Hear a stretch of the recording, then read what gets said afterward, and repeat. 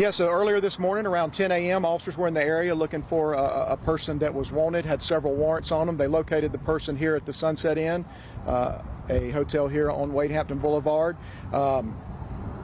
He became non-compliant, did not want to be arrested.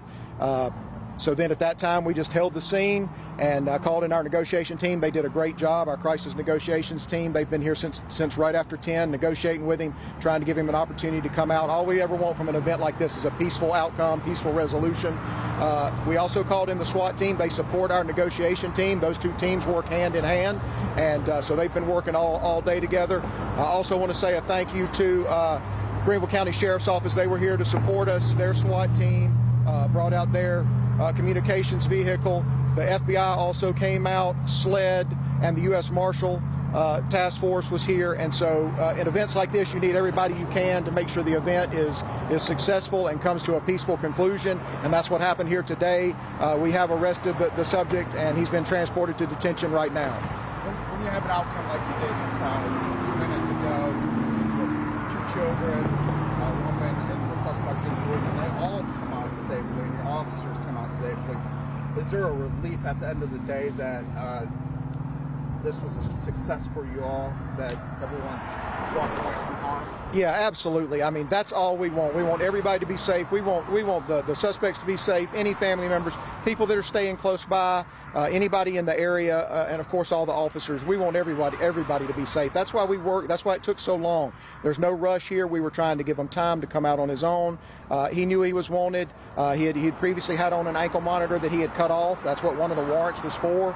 And so we tried to give him a chance to come out on his own and have a peaceful resolution. What was the ankle monitor? That's for previous charges. I'm not exactly sure what those were.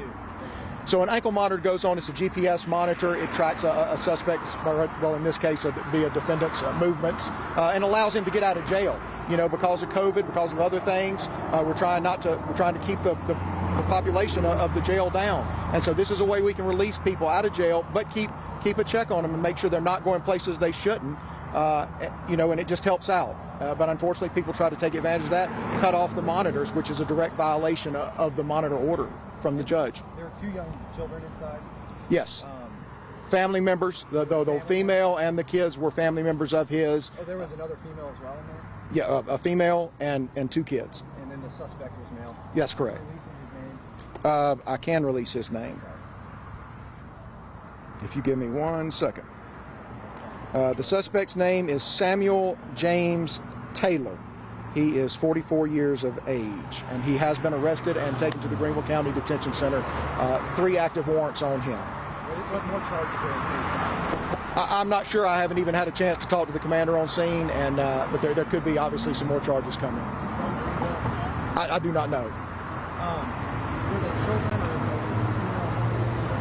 or no? Everybody's safe. Were they doing hell? No, this was a family unit staying there together.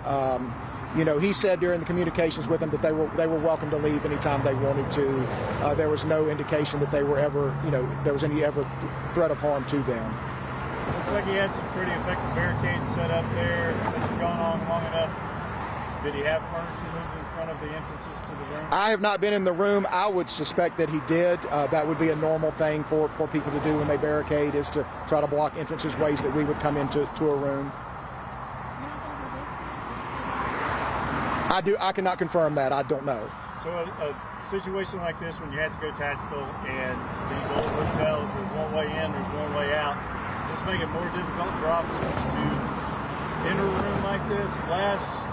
You know he's trapped, but you can't get in without a front of assault, right? Right, yeah, so you know where we're coming from unless we choose a different method of coming in. Absolutely.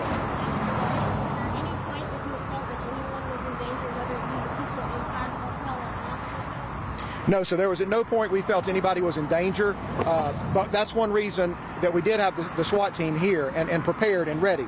The negotiators had great conversation with him, good communications. They were back and forth, and as long as communications are going good and the person's talking to our negotiators and they're talking to them, we feel pretty confident. And you can usually tell by their voice, their tone, and the responses they're giving that everything's going good and staying calm. And that's the negotiator's job, and they do a great job. That's what they train for, and they did a great job today. But then that's why we do have the SWAT team here to support. If something changes, then the SWAT team is prepared, to make entry or do what we need to do tactically. What was the decision to go in? When communications break down, when we stop getting communications and we don't know what's going on, we have to make a decision. Was he armed? Not that I know of. So communications broke down. That's what led you to go. That's correct.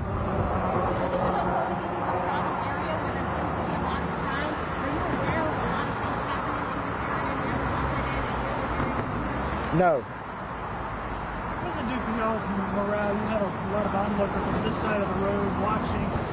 And when it was all said and done, they gave y'all a round of applause, if you will. Well, I appreciate that. We are very lucky. Greenville is a very supportive community of the police department, sheriff's office, and so we appreciate that support. I think y'all are as happy as we are that this had a very good outcome and nobody was hurt, nobody was injured. That's what we want every day. I guess when you work with the Greenville County Sheriff's Office, you guys can put together to solve this. I guess that's I don't want to say it's a flex, but it's a good pat on the back for not just your department, but for Greenville County Sheriff's Office. What would you say to the officers at Greenville County that came out to help support you all? Yeah, so great question. I want to thank, and that's why I want to mention, I want to thank the Greenville County Sheriff's Office for their support. We couldn't do what we do in the city without them. They are our partners and certainly extend our force and make it much bigger than it really is. I want to thank the U.S. Marshals and the FBI and SLED that all responded here willing to be helpful if they needed to be. Thankfully, today they weren't needed, but they were here, and then they can call more resources from their own agencies if needed.